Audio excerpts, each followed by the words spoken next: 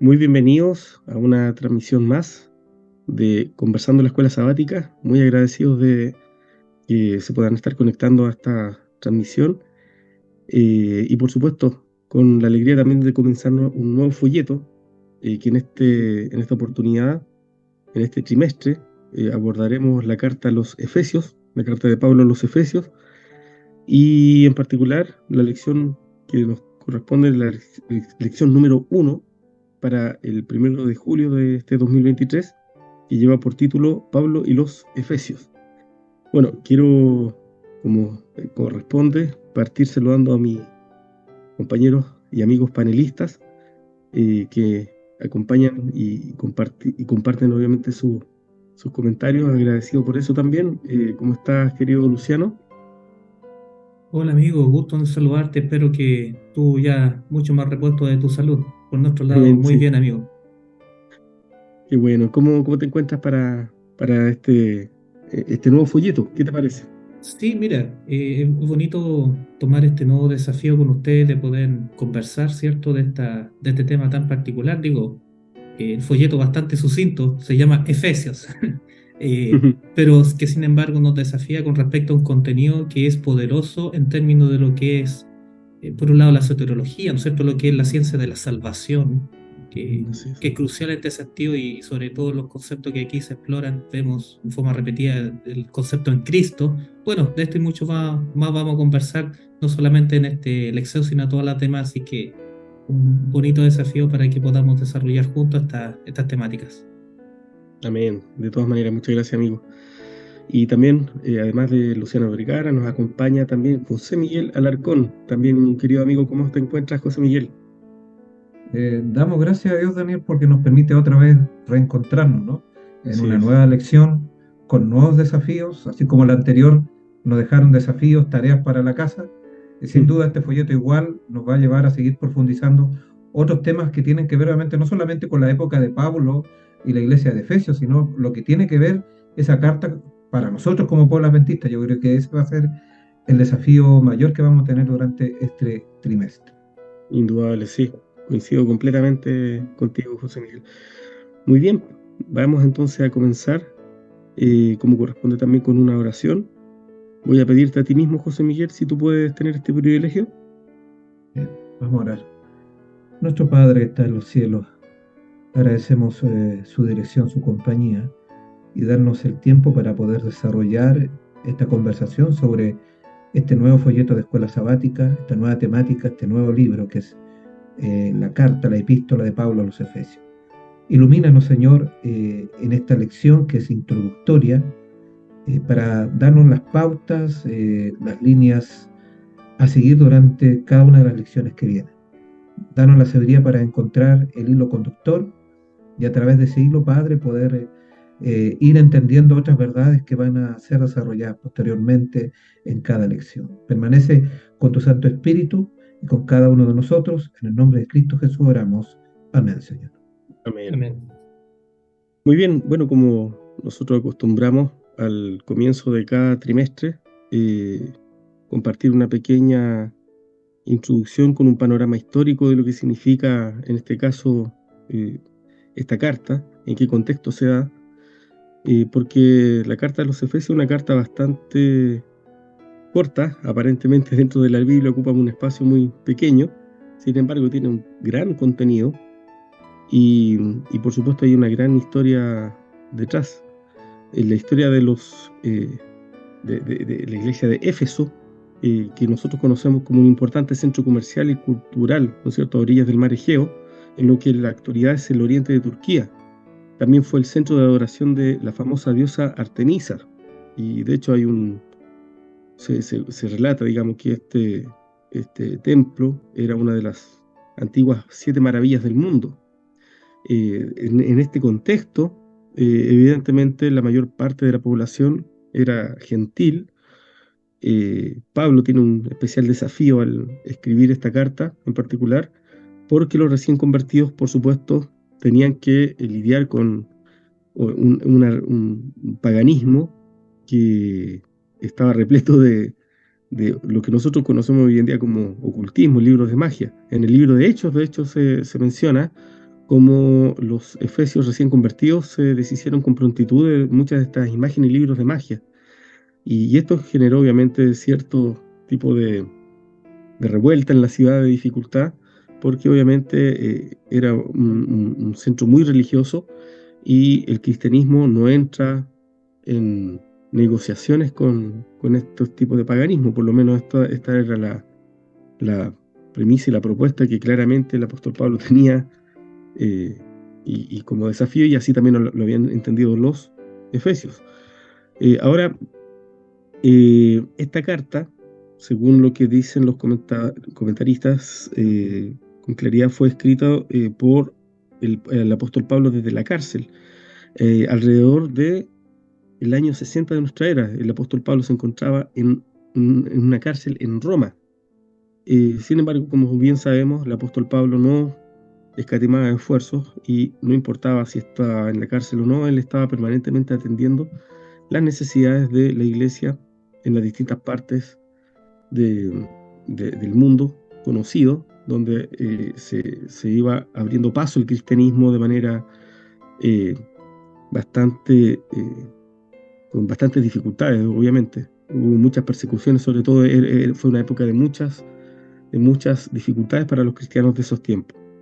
Así que bueno, habiendo hecho un pequeño contexto histórico de lo que esto significa, vamos a introducirnos en esta carta que tiene varias particularidades, sobre todo por una estructura y una serie de términos que nos ayudan a entender más el significado teológico de lo que significa ser una iglesia, de lo que significa nuestra vida cristiana, de lo que significa la vida espiritual. De hecho, la lección, vamos a ir derechamente a algunos aspectos que se mencionan, hace mención a una expresión que Pablo emplea muchísimas veces.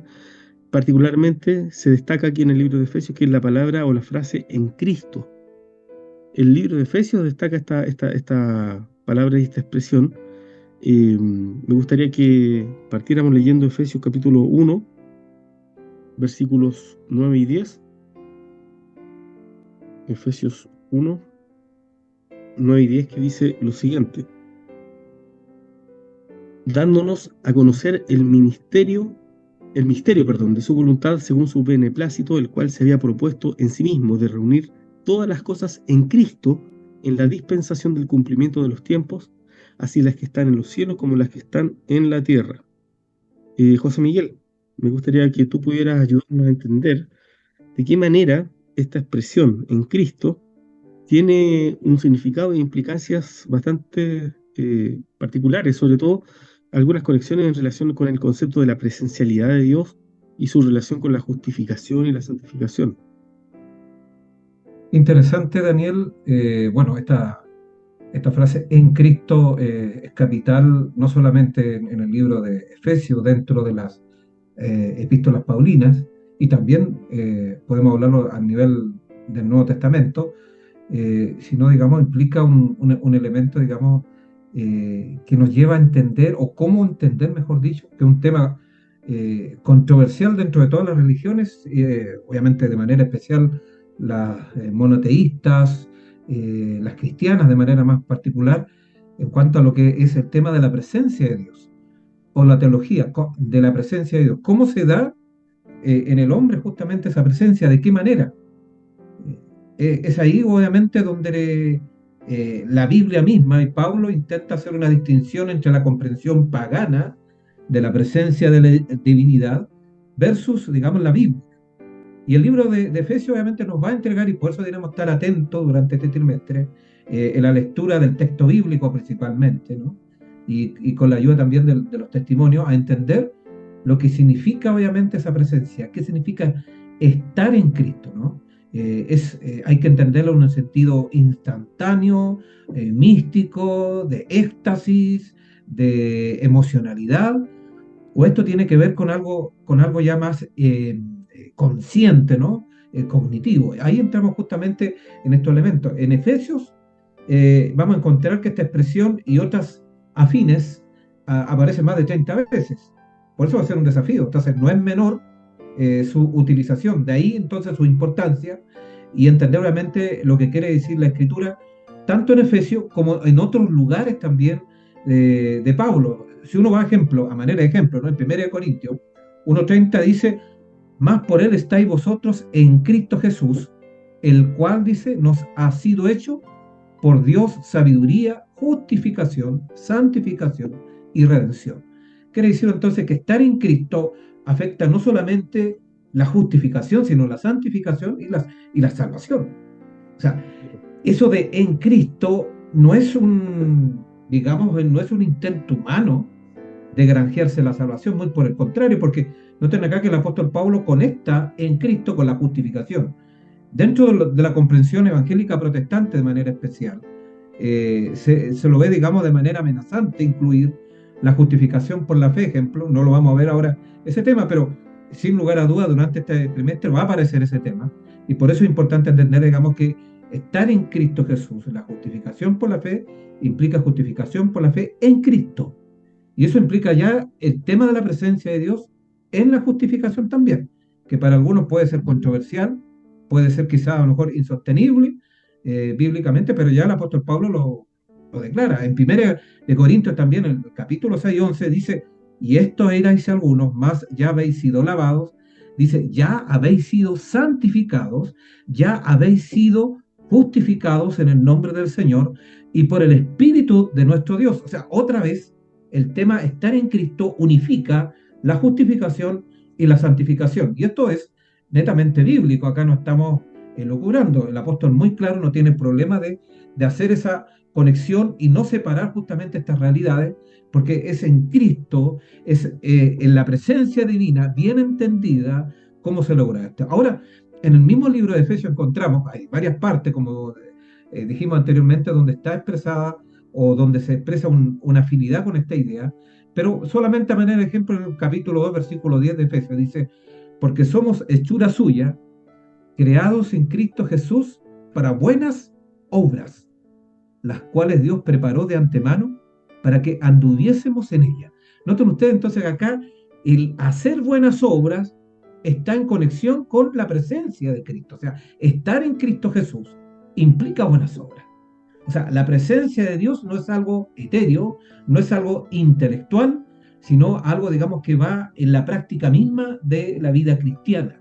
Y la justificación y la santificación también, acá el apóstol Pablo la aterriza y la conecta justamente con el elemento clave que es Cristo, pero Cristo presente, Cristo, digamos, viviendo en el hombre. Ahora, ¿de qué manera? ¿De manera mística?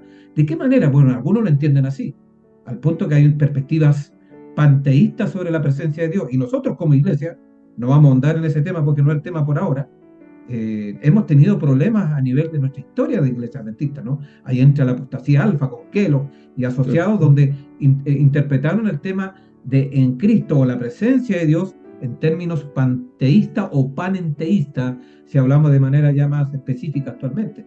Entonces, de modo, también dice el apóstol Pablo en 1 Corintios 5:17, de modo que si alguno está en Cristo, nueva criatura es, las cosas viejas pasaron, he aquí, son todas hechas nuevas. Veamos qué nos dice el Espíritu Profecía, ya para redondear. Dos citas, pero voy a ver algunos aspectos, nos dice. Claro. En Deseado toda la gente, 6:31, párrafo 2 dice, por la palabra es como Cristo mora en sus seguidores. Es la unión vital representada por comer su carne y beber su sangre. Las palabras de Cristo son espíritu y vida. Al recibirla, recibid la vida misma. La vida de Cristo en vosotros produce los mismos frutos que en Él. Viviendo en Cristo, adhiriéndoos a Cristo, sostenidos por Cristo, recibiendo alimento de Cristo, lleváis fruto según la semejanza de Cristo. Y otra cita más que también está en el Deseo de toda la gente, 6:30, dice, estad en mí y yo en vosotros. Y acá explica el Espíritu Profecía, ¿no? La pluma inspirada. El estar en Cristo, dice, significa recibir constantemente de su Espíritu una vida de entrega y sin reserva a su servicio. Así que a través de, entonces de la Escritura, a través de los testimonios, podemos dar cuenta obviamente que el estar en Cristo no es algo místico, sino algo cognitivo, es a través de la palabra, ¿no? Es la fe es por el oír y el oír por la palabra de Dios, dijo también Pablo en Romanos 17. De esa manera, entonces, nosotros podemos contar con la presencia de Cristo, pero de manera especial no Cristo mismo, porque está en el cielo, sino en este caso sería su representante acá en la tierra, que es el Espíritu Santo. Claramente, entonces, la expresión o la frase en Cristo es una de las claves de la narrativa paulina y evidentemente va a ser algo con lo que vamos a estar, eh, no voy a decir chocando, sino enfrentándonos permanentemente, y si no lo entendemos entonces de manera apropiada, podemos cometer el error justamente de ver esta expresión de manera, eh, subestimar esta expresión y verla de manera quizás irrelevante cuando no lo es. Es una expresión tremendamente relevante. Ahora, sobre lo mismo, Luciano, me gustaría preguntarte, ¿tú ves, por ejemplo, de qué manera esta, esta, esta identidad con Cristo, de manera personal, no inmanente, eh, se conecta con la necesidad entonces también o el entendimiento de un Dios personal, donde Dios efectivamente, la personalidad de Dios no solamente estamos viendo, digamos, aquí la presencialidad de Dios, sino también la personalidad, que Dios, Claro. como un Dios personal, evidentemente es importante para nuestra comprensión. ¿Cómo se relaciona en ese sentido con nosotros? Claro, digo, de hecho, creo que José Miguel lo definió muy bien al respecto. Creo también que es un choque cultural, por lo menos lo que vemos de Pablo, vemos ahí en términos de incidente o más que incidente, lo que vivió en Efesios, en ocasión de cuando chocaron de estas dos, digamos, cosmovisiones, la cosmovisión que trae la iglesia o de Cristo a través de la iglesia y lo Claro, que es la filosofía pagana de la filosofía griega, romanas, que es de corte dualista, de corte, digamos, filosófico, en los términos que tú también nombras, como de la presencia inmanente de Dios, que es propio de la tradición griega, romana, que por supuesto se remonta de otras civilizaciones mucho más antiguas, paganas, y que hoy día vemos replicadas, ¿cierto?, lamentablemente en las religiones populares de hoy día, tanto de tradición evangélica como tradición católica. La claro. misma creencia del alma atemporal, el alma inmortal, ¿cierto? Y que, en el cual Dios se comunica en forma inmanente o panenteísta, en términos desenmascarados, porque eso es lo que implica en definitiva, contrasta con el mensaje bíblico que vamos a ir explorando en el mensaje paulino, y no solo de Efesios, sino de su carta en general, de un Dios que se relaciona en términos no dualistas, sino en términos de nuestra realidad cognitiva. Exacto. ¿Correcto? Un Dios personal que se manifiesta en forma integral. Digo, la palabra de Dios en sí, cuando habla de la relación con Dios, siempre es íntegra. Espíritu, alma y cuerpo, le gusta decir el apóstol Pablo en otra parte. Juan diciendo, yo quiero que seas, que seas bendecido en todo y que tengas salud, así como también prospera tu alma. Siempre en términos integrales. Esa es la forma como Dios opera y también cognoscible a través de las avenidas del alma. Esa es la forma, digamos, cognoscible a través de la palabra, es como Dios se comunica, como bien, ¿no es cierto?, citaba nuestro amigo José Miguel. Así que vemos a través de este concepto de en Cristo, si entendemos, ¿no es cierto?, la presuposición de nuestra realidad unitaria, no cabe otra sino de una relación con Cristo o de Cristo relacionándose con nosotros a través de su espíritu de una forma, digamos, integral. No quiero decir holístico por la carga filosófica que tiene, pero sí en el Exacto. sentido integral, digamos, en esos términos. Sí, se entiende. Sí, bueno, y con relación a lo mismo, entonces, José Miguel, cuando nosotros miramos, por ejemplo, los fenómenos, por ejemplo, de estos movimientos antitrinitarios que de repente por ahí están resurgiendo de cuando en cuando dentro de la iglesia, eh, una adecuada comprensión entonces de esta noción de lo que significa en Cristo, de la personalidad de Dios y todos estos conceptos que estamos hablando, vendría a ser una refutación tremenda para estos grupos. ¿Cómo lo verías? Bueno, es que la concepción del enemigo siempre ha estado con evaporizar la labor intercesora de Cristo y de manera especial también del Espíritu Santo, porque Él ahora es el que está en la tierra. Claro, Así, cuando transformamos al espíritu como mera energía y no como una personalidad dentro de un desarrollo histórico, temporal y espacial, como algo individual, entonces obviamente se pierde esa esencia cognitiva. ¿De claro, qué manera una energía me va a poder hablar a mí? Una energía no habla. De hecho, el Espíritu Santo no se lo cataloga como energía porque obviamente su relación con el ser humano es cognitiva. Porque exacto. intercede, habla, da indicaciones, revela. Bueno, noten ustedes que y ahí está la contradicción, la inspiración, la revelación viene por el Espíritu Santo. Y esa inspiración no es mística, es una inspiración cognitiva. Son las palabras, ¿no? Son las declaraciones del Espíritu, obviamente, y eso una energía no puede hablar. ¿Te das cuenta? Entonces, es una contrariedad, obviamente, decir que el Espíritu Santo es una energía y al mismo tiempo creer que inspiró la Escritura. Obviamente es una contradicción, es un lenguaje netamente paradójico. Entonces la Escritura no usa ese elemento. O sea, por eso es importante entender eso, o sea, no lo colocan en un plano fuera de la realidad atemporal. Es cierto que la divinidad hay que relacionar su temporalidad de manera analógica, o sea, obviamente ellos no están en una situación cada día como nosotros, entonces viven el tiempo de otra manera, pero se relacionan con el tiempo, se relacionan con el espacio, usan la parte cognitiva. Bueno, y fuimos creados a imagen y semejanza del Señor. Entonces, y así como Él es cognitivo, nosotros también lo somos, y esa es la vía, por eso dice el Juan, ¿no?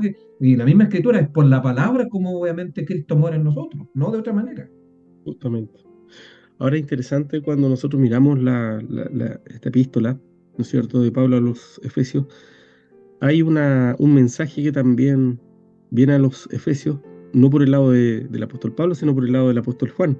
En el Apocalipsis, justamente el mensaje a las 7 iglesias, el primero de estos mensajes, el primero va justamente a la iglesia de Éfeso. Y es particularmente interesante que el problema de la iglesia de Éfeso, por lo que describe, digamos, el apóstol Juan, era la falta de amor ferviente por Cristo. Se manda a la iglesia a arrepentirse y a hacer las primeras obras. Es un concepto interesante este de las primeras obras, porque se sugiere de alguna forma un fallo en la vida, digamos, de los cristianos que necesitaban de alguna forma recuperar una parte perdida, pero me llama mucho la atención cómo se habla de estas primeras obras. De alguna forma, el apóstol Pablo, justamente en la epístola a los Efesios, habla de las obras, habla de este concepto que lamentablemente es muy mal comprendido aún dentro de la cristiandad, y incluso me atrevería a decir dentro del adventismo, porque hay una dificultad todavía para entender el papel de las obras en el contexto de la salvación. Aparece esta expresión, arrepiéntete, el arrepentimiento conectado con la obra del Espíritu Santo, el arrepentimiento, la obra del Espíritu Santo, hacer las primeras obras, son conceptos bastante relacionados. Me gustaría, Luciano, que tú pudieras comentar desde tu perspectiva qué te parece, digamos, esta expresión que usa y que trabaja el apóstol Juan particularmente al hablar, digamos, de este reclamo que tiene el Señor contra esta iglesia, donde dice, capítulo 2 de Apocalipsis, versículo 4, que dice, pero tengo contra ti que has dejado tu primer amor, recuerda por tanto de dónde has caído y arrepiéntete, perdón, y haz las primeras obras, pues si no, vendré pronto a ti y quitaré tu candelero de su lugar si no te hubieres arrepentido. Claro, claro.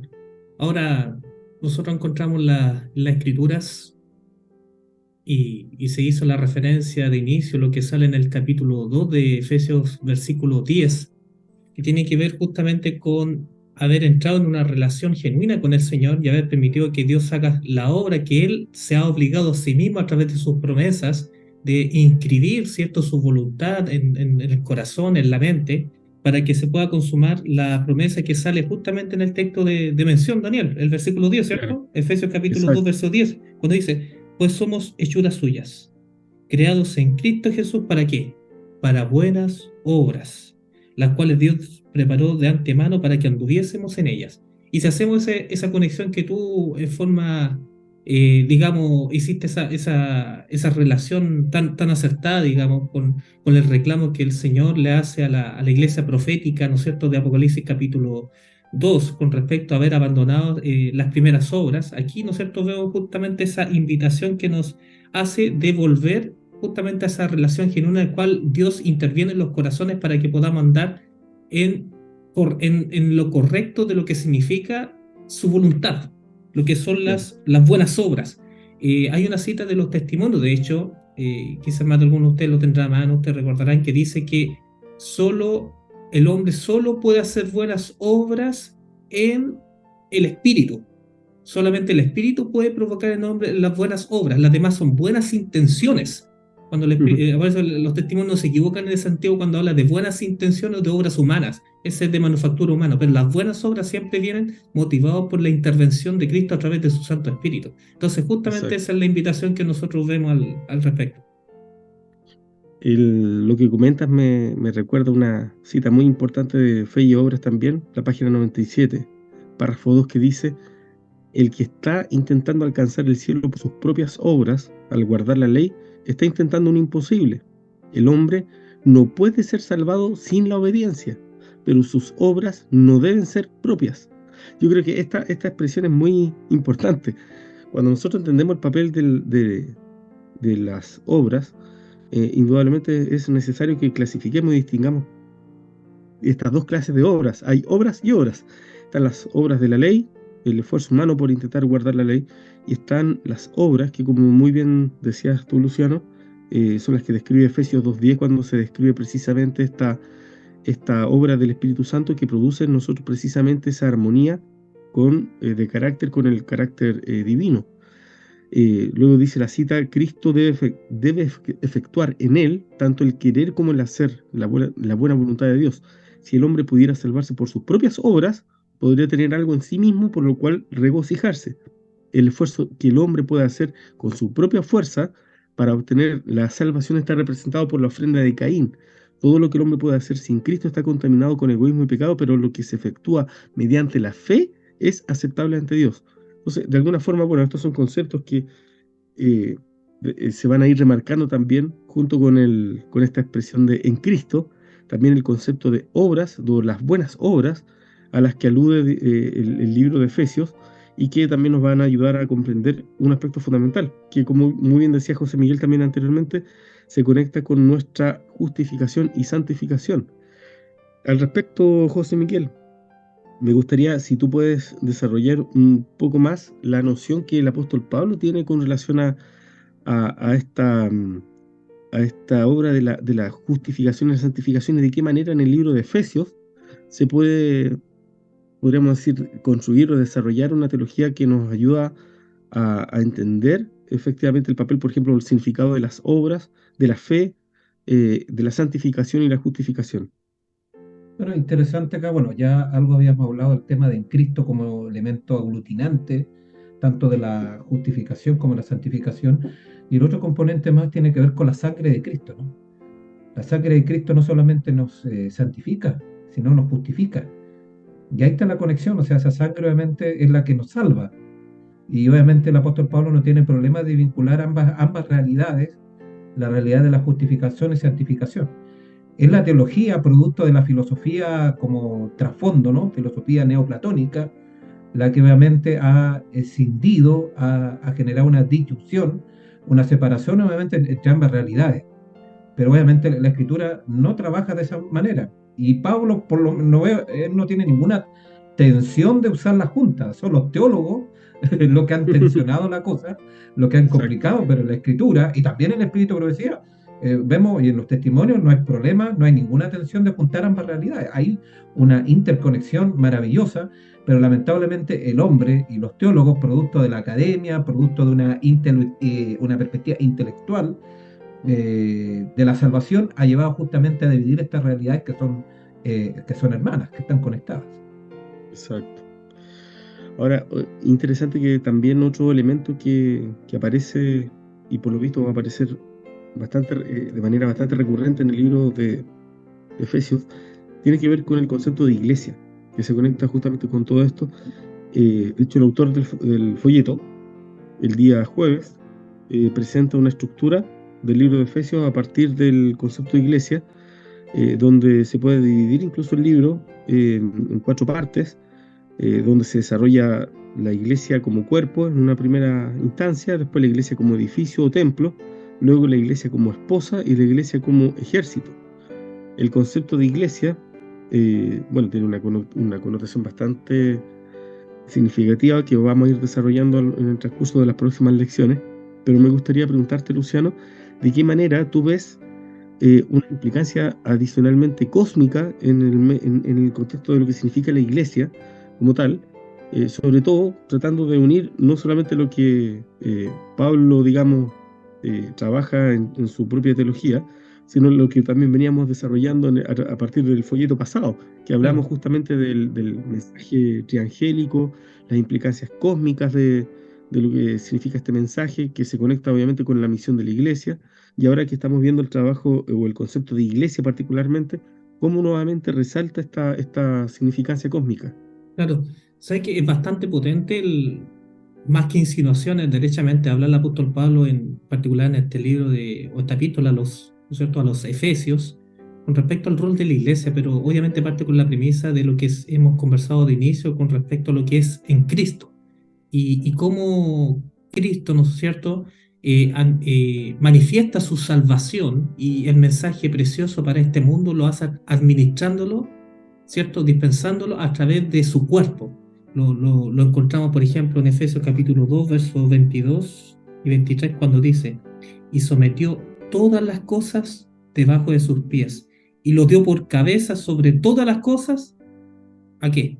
A la iglesia, la cual es su cuerpo. Ahí viene el concepto de cuerpo, la plenitud de aquel que todo lo llena en él. Entonces, si bien nosotros tenemos por cliché, ¿cierto?, que no somos salvados en grupo, sino que está el cliché, vuelvo a decir, de que la salvación es individual. Sin embargo, eso no significa el hecho de que la salvación, somos salvados en iglesia, siendo iglesia, porque el hecho mismo de ser reconciliados con el Señor, somos reconciliados también como hermanos, y tenemos el rol justamente de, en nuestras diversidades, dadas nuestras características ontológicas por un lado, ¿cierto?, de origen, digamos, de sexo o de cualquier tipo de supuesta distinción de este mundo, podemos ser perfectamente unidos en el sentido de que, siendo diferentes, podemos ser parte de un cuerpo articulado que trabaja en función para llevar salvación y para, por sobre todo, levantar el buen nombre del Señor, en el cual vemos, por ejemplo, en una cita de los testimonios que se encuentra en justamente el testimonio para los ministros, página 15, con respecto a la consideración que Dios tiene con su iglesia y cuál es su rol. Dice: testifico ante mis hermanos y hermanas que la iglesia de Cristo, por debilitada y defectuosa que sea, es el único objeto en la tierra al cual Él concede su suprema consideración. Mientras el Señor extiende a todo el mundo su invitación a venir a Él y ser salvo, comisiona a sus ángeles para prestar ayuda divina a toda alma que acuda a Él con arrepentimiento y contrición, y Él se manifiesta personalmente a través de su Espíritu Santo en medio Amén. de su iglesia.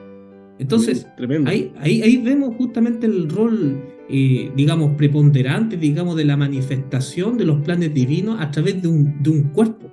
De hecho, si nosotros avanzamos un poquito más adelante en la epístola a los Efesios, en el capítulo 3, obviamente estamos hablando en términos netamente titulares, porque obviamente esto lo vamos a ver más profundamente en las siguientes lecciones, pero como botón de muestra, Efesios capítulo 3, versículos 9 y 10 dice: y de aclarar a todos cuál sea el plan del misterio escondido desde los siglos en Dios, el creador de todas las cosas. Verso 10. Para que la multiforme sabiduría de Dios sea dada a conocer por medio de la iglesia. ¿A quién? A los principados y potestades en los lugares celestiales. Entonces ahora estamos viendo una perspectiva cósmica, ¿cierto?, que a través de la iglesia Cristo, ¿cierto?, a través de la iglesia Cristo ha de manifestar y ha de responder cuestiones de índole cósmico, que nosotros entendemos bien, Daniel, que tiene que ver con el gran conflicto, que tiene que ver Por supuesto. justamente con vindicar, de glorificar las palabras bíblicas, o sea, de glorificar al Padre, ¿no es cierto? Que es Exacto. establecer, digamos, el honor que se ha perjuriado su buen nombre, su santa ley, y que en definitiva a través de la iglesia ha de provocar este efecto. Para terminar, usted conocerá el texto de Romanos 16:20, ¿cierto? Que dice, y el Dios de paz aplastará en breve a Satanás bajo vuestros pies. Entonces, ahí está justamente ese propósito de la iglesia, y en Testimonio para la Iglesia, tomo 4, página 588. Una cita que hemos compartido otras veces, Exacto. y que hace referencia a lo mismo cuando dice, hasta el momento en que Cristo aparezca en las nubes de los cielos con poder y grande gloria, los hombres se irán pervirtiendo en espíritu y dejarán la verdad por las fábulas. La iglesia verá todavía tiempos angustiosos. Profetizará vestida de luto, pero aunque tenga que arrostrar herejías y persecuciones, aunque habrá de batallar con los infieles y los apóstatas, con la ayuda de Dios aplastará la cabeza de Satanás. Entonces, ahí estamos viendo un avance con respecto al rol o el trabajo del Espíritu Santo, ¿cierto? Que administra a través de su iglesia, y se manifiesta en el libro de Efesios, Daniel. Amén. Sí, ¿no? Y muy bien también la conexión con Romanos, porque es importante que evidentemente al estudiar este libro, siempre estemos mirando de qué otra forma también el mismo apóstol Pablo fue trabajando este lenguaje y esta perspectiva muy clara, cósmica, sobre la iglesia, y con un mensaje que pareciera que tiene un significado aún mayor para los que hemos alcanzado esta etapa de la historia, lo que nos resulta obviamente muy curioso, porque justamente este tipo de mensaje hoy en día puede estar siendo catalogado como un mensaje antropocéntrico. José Miguel, cuando nosotros miramos, por ejemplo, que en algunos casos quizás se ha malentendido la idea o este significado cósmico sobre la iglesia, haciendo depositar sobre la iglesia una responsabilidad de este tamaño, porque algunos pueden ver en esto, digamos, alguna interpretación antropocéntrica, cuando lo que vemos, así como lo relata Luciano, es todo lo contrario. Vemos realmente una necesidad quizás de sumisión, de sometimiento, de comprensión de lo que significa justamente nuestra debilidad humana y nuestra necesidad permanente de Cristo. ¿Cómo lo ves tú, José Miguel? Claro, es que el tema del gran conflicto, lo que hablaba anteriormente también Luciano, tiene que ver con una acusación del diablo, ¿no? Un argumento que lo ha desplegado a través de la historia de la salvación, que es el tema de que la ley de Dios no puede ser guardada por el hombre. Y esa solicitud divina, obviamente, el diablo dice, lleva a tratar a Dios como injusto, como inflexible, ¿no? Pero obviamente la realidad nos ha mostrado que sí es posible. Bueno, Cristo de manera particular lo hizo de manera extraordinaria, obviamente, y de manera bien referencial para cada uno de nosotros, sin duda. Pero además también tenemos otros seres humanos que obviamente obedecieron y vindicaron a Dios a través de la obediencia. Pero esa obediencia obviamente no tiene que ver con mérito bajo ningún punto de vista, porque es el honor de Dios el que está en juego. Si el hombre obviamente no replica esa obediencia de Cristo perfecta a la ley de Dios, el honor de Dios, el honor del Padre, el honor de Cristo está totalmente en desmedro, está, digamos, en juego, y eso justamente lleva a esa necesidad de que la iglesia pueda manifestar justamente esa vindicación, no en términos egocéntricos como que te hablaba, porque la acusación no tiene que ver si Cristo o no Cristo podía guardar la ley de Dios, la acusación es si el hombre puede guardarla. Y mientras eso no suceda, obviamente la argumentación diabólica va a seguir vigente. Entonces, por eso es importante entonces de que la vindicación a través de la perfecta obediencia a la ley de Dios por parte de su pueblo, por parte de su iglesia, lleva justamente a la glorificación de Dios, no la glorificación del hombre. Entonces, es un punto, digamos, que la mayoría de los críticos, digamos, sobre este punto no entiende, porque no entiende el tema del gran conflicto, lo que está en juego. El tema del gran conflicto exige la obediencia perfecta no solamente de Cristo, sino de manera especial del hombre, porque eso es lo que está en cuestión. Veamos el caso de Job. El caso de Job, un ejemplo claro, que el tema, digamos, de la vindicación no pasaba tanto por lo que hacía Dios, sino por lo que hacía el hombre, porque eso coloca en juego el honor de Dios. Entonces, ese es un punto. Entonces, no obedecer perfectamente la ley de Dios es una blasfemia, y no al revés. No sé si me voy a entender por eso. Sí, absolutamente. A mí me llama mucho la atención mientras hablabas cómo se conecta justamente eso con el lenguaje del discurso que tiene el apóstol Pablo justamente ya en el primer capítulo, que seguramente se irá a desarrollar ya con claridad a partir de la próxima semana, pero me gusta cómo termina, porque dice que precisamente Dios sometió todas las cosas bajo sus pies. El versículo 22 dice, y lo dio por cabeza sobre todas las cosas a la iglesia, la cual es su cuerpo, la plenitud de aquel que todo lo llena en todo. O sea, la relación de Dios con su iglesia es algo fundamental, algo crucial, y tiene implicancias tremendas. Dios hace partícipe a cada uno de nosotros de este mismo plan de redención. Nos usa como instrumento y en esta labor exige la cooperación, la colaboración de cada uno de nosotros, que podamos ser participantes de su naturaleza divina y que podamos ser participantes de esta misión es realmente un significado que va más allá de lo que nosotros podemos entender. Por eso me llama mucho la atención como ya desde el versículo 17 señala una oración en el fondo, que el Dios nuestro, el Dios de nuestro Señor Jesucristo, el Padre de gloria, os dé espíritu de sabiduría y de revelación en el conocimiento de Él, alumbrando los ojos de vuestro entendimiento para que sepáis cuál es la esperanza a que Él os ha llamado y cuál es la riqueza de gloria de su herencia en los santos.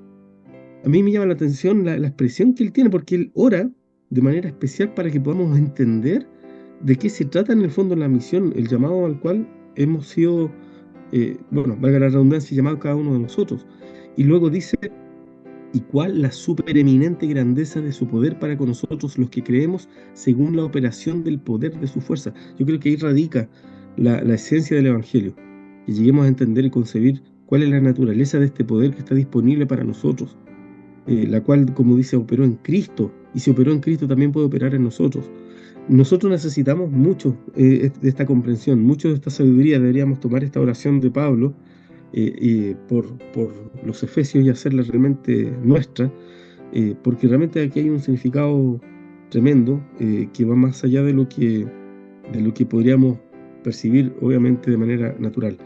Bueno, hemos tenido un muy buen conversatorio, creo yo, para esta primera lección de lo que es este folleto nuevo, y vamos a tratar de ir desarrollando los nuevos aspectos en las próximas lecciones. No sé si hay algún comentario final que quieras añadir, José Miguel. Bueno, sin duda los puntos que hemos conversado nos va a desafiar para las siguientes lecciones y vamos a tener que traerlas a la mesa otra vez, sin duda. Exacto. Así que yo invito a cada uno de los oyentes a que nos puedan acompañar, ¿no?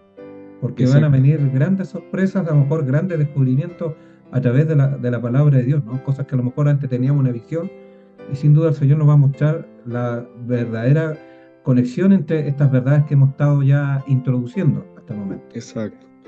Y Luciano, ¿alguna palabra final, algún desafío también para los oyentes?